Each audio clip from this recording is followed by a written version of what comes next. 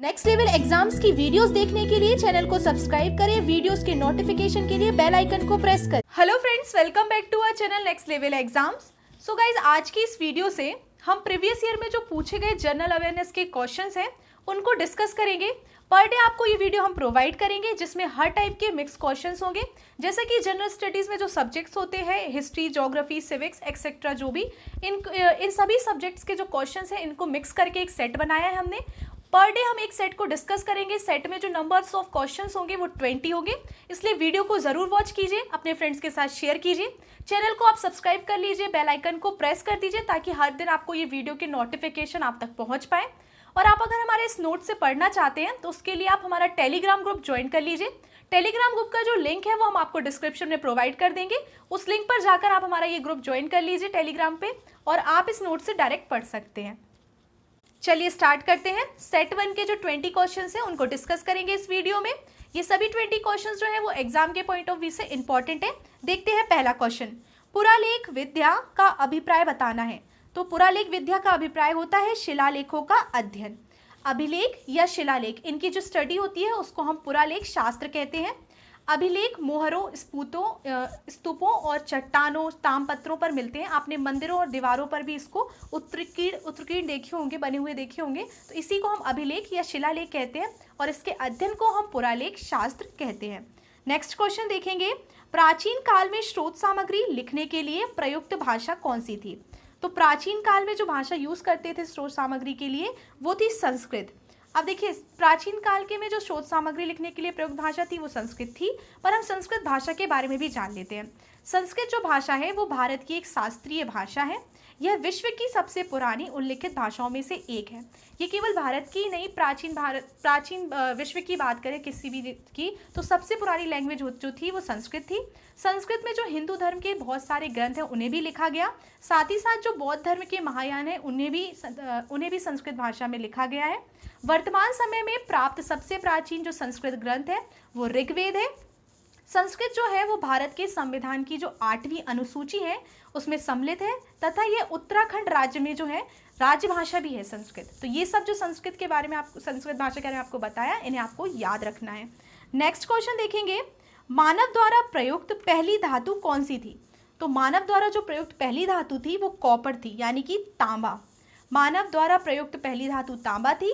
और तांबे से पहले के लोग, जो पहले टाइम में जो लोग थे, हड़प्पावासी या जो भी सिंधु घाटी के लोग, वो औजार, हथियार और कंगन बनाते थे। नेक्स्ट क्वेश्चन देख लेंगे।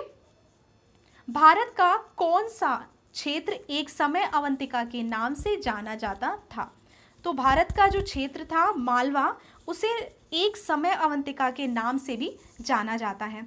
अब देख लेते हैं। देखिए, पश्चिमी भारत में जो अवंतिका जनपद है वो प्रमुख था। आधुनिक मालवा व मध्य प्रदेश के कुछ भागों से मिलकर अवंती जनपद को बनाया गया था। अब प्राचीन समय में अवंती जो थे उसके 2 भाग थे। उत्तरी अवंती, जिसकी राजधानी उज्जैनी थी, और जो दक्षिणी अवंती थी उसकी राजधानी महिष्मती थी। अवंती बौद्ध धर्म का प्रमुख केंद्र भी था। नेक्स्ट क्वेश्चन देखेंगे। किस प्रकार का मृदभांड पॉटरी भारत के द्वितीय शहरीकरण के प्रारंभ का प्रतीक माना गया? तो इसका जो आंसर है वो है उत्तरी काले पॉलिश युक्त बर्तन। अब देखिए, उत्तरी काले पॉलिश युक्त बर्तन का जो मृदभांड पॉटरी है वो भारत में द्वितीय शहरीकरण के प्रारंभ का सिंबल जो होता है, प्रतीक माना गया। पुरातत्व के अनुसार बात करें तो 6वीं शताब्दी ईसा पूर्व उत्तरी काला जो पॉलिशदार मृदभांड था वो द्वितीय शहरीकरण अवस्था का आरंभ काल था। नेक्स्ट क्वेश्चन देख लेंगे। निम्नलिखित में से वह शासक कौन था जिसने राज सिंहासन पर बैठने के लिए अपने पिता बिंबिसार की हत्या की थी? तो ये की थी अजात शत्रु, ये शासक था। इन्होंने सिंहासन पर बैठने के लिए अपने पिता बिंबिसार की हत्या की थी। अब इनके बारे में जान लेते हैं। देखिए, प्राचीन भारत में मगध का राजा अजात शत्रु जो हर्यक वंश का था, जिसने सिंहासन पर बैठने के लिए अपने जो पिता थे बिंबिसार, उनकी हत्या कर दी थी। इसीलिए इसको एक और नाम से यानी पृथहिंता के नाम से भी जाना जाता है। अजात शत्रु को पृथहिंता भी कहा जाता है। नेक्स्ट क्वेश्चन देख लेंगे। हड़प्पा की सभ्यता के बारे में कौन सी उक्ति सही है? तो ये सही है, उन्होंने पशुपति का सम्मान करना आरंभ किया। हड़प्पा के जो लोग थे उन्होंने पशुपति का सम्मान आरंभ करना स्टार्ट किया था। ये उक्ति जो है ये बिल्कुल सही है। अब देखते हैं कैसे सही है। उत्खनन से जो प्राप्त मोहरों पर तीन सिर व दो सींग वाले देवता जो एक बाघ, एक हाथी तथा गैंडे से घिरे हुए हैं, जिनकी सिंहासन के नीचे एक भैंस तथा पैरों के नीचे दो हिरण है, इस बात के परिचायक है कि उनकी उपासना पशुपति महादेव के रूप में की जाती थी। अतः इस बात से ये क्लियर हुआ कि इस काल के जो लोग थे वो पशुपति का सम्मान करना उन्होंने स्टार्ट कर दिया था। नेक्स्ट क्वेश्चन देखते हैं, हड़प्पा के लोगों की सामाजिक पद्धति कैसी थी? तो उनकी जो पद्धति थी वो थी उचित समाजवादी। देखिए, सिंधु घाटी का जो समाज था वो 4 वर्ग में डिवाइड था, यानी कि पहला जो था उसमें शासक थे, दूसरे वाले में धनी या कुलीन वर्ग था, तीसरा जो था वो मध्यम वर्ग के लोगों का था तथा निम्न, और चौथा जो था वो निम्न वर्ग था। हड़प्पा की जो सभ्यता थी वो मूलतः शांति मूलक सभ्यता थी। अतः जो हड़प्पा के लोग थे वो सामाजिक पद्धति तथा उचित समाजवादी थे। नेक्स्ट क्वेश्चन देख लेंगे, सिंधु घाटी की खुदाई में मिले अवशेषों में तत्कालीन व्यापारिक और आर्थिक विकास के द्योतक निम्न में से कौन से हैं?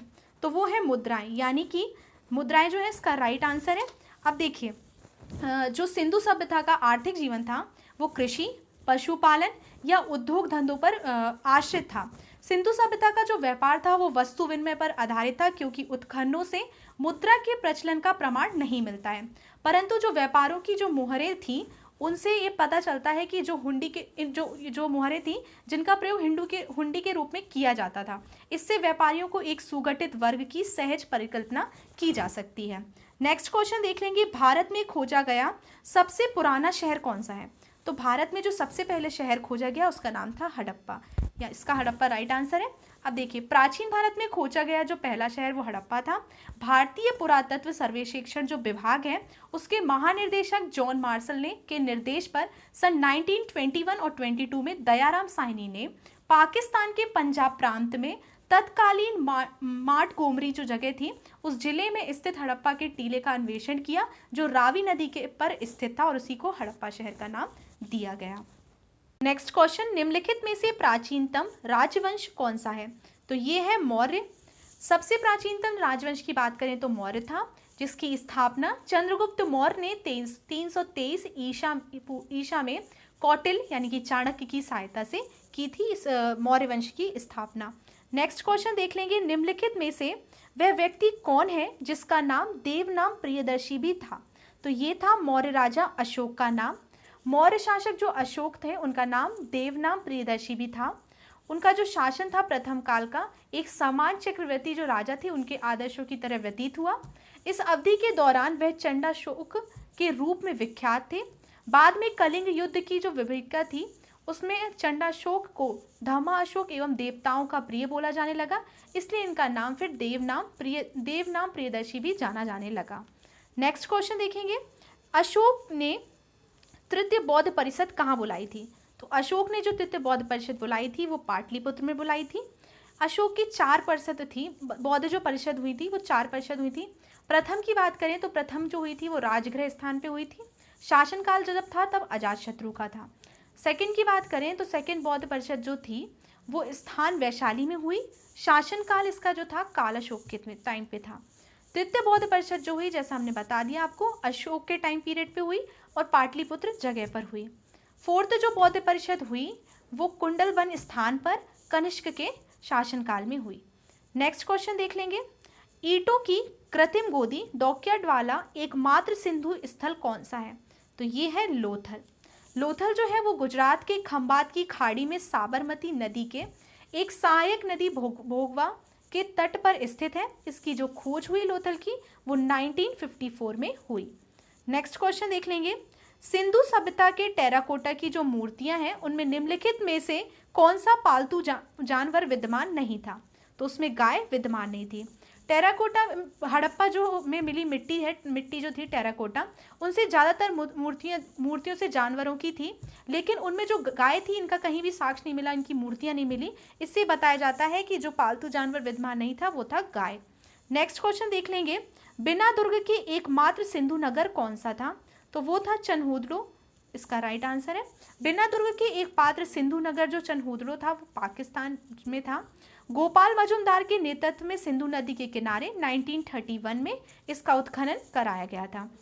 नेक्स्ट क्वेश्चन है, लोथल नामक स्थान निम्नोक्त सभ्यताओं में से किसका जहाजी मालघाट है? तो ये था सिंधु घाटी का। लोथल जो था वो गुजरात सिंधु घाटी का एक बंदरगाह था। यह मिस्र तथा मेसोपोटामिया से व्यापारिक जहाज थे जो आते जाते थे। यह नगर जो था वो मोहनजोदड़ो के साथ एक घनिष्ठ रूप से संबंध था। नेक्स्ट क्वेश्चन देख लेंगे, खजुराहो स्थित मंदिरों का निर्माण किसने कराया था?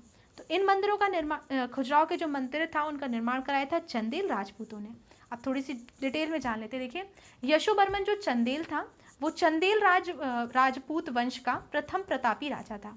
इसने क्या कालिंजर के दुर्ग को विजित कर महोबा जो जिला था उसको अपनी राजधानी बनाया और उसने कन्नौज पर आक्रमण कर प्रतिहार राजा देवपाल को पराजित किया। वहां से इसने क्या किया, जो विष्णु प्रतिमा थी उसको छीन कर ले आया और कहाँ स्थापित कर दी, खजुराहो में। खजुराहो में विशाल मंदिर का निर्माण कराया और बरकरार प्रतिष्ठित रखा। इसलिए जो खजुराहो के जो मंदिर हैं, अगर उनका निर्माण की बात करें तो चंदेल राजपूतों द्वारा किया गया। नेक्स्ट क्वेश्चन है, मोहम्मद बिन कासिम ने निम्नलिखित में से किस सन में सिंध पर विजय प्राप्त की? तो मोहम्मद बिन कासिम ने जो विजय प्राप्त की वो 712 ईस्वी में की। इसका राइट आंसर है। नेक्स्ट क्वेश्चन है, 738 ईस्वी में अरबों को पराजित किया गया था। ये किया गया था चालुक्यों ने। 738 ईस्वी में अरबों को पराजित किया गया चालुक्यों ने। बात करें, देखिए, अरबों को चालुक्यों ने पराजित किया। सिंध के अरब शासक जो राजस्थान, गुजरात, पंजाब पर अधिकार करने का प्रयास कर रहे थे। चालुक्य शासक विक्रमादित्य ने 733 और 744 ईस्वी में पराजित कर दिया था। तो ये था गाइज आज का वीडियो। पसंद आए तो वीडियो को ज़रूर लाइक कीजिए, शेयर कीजिए, चैनल को सब्सक्राइब कीजिए। Thank you for watching my video.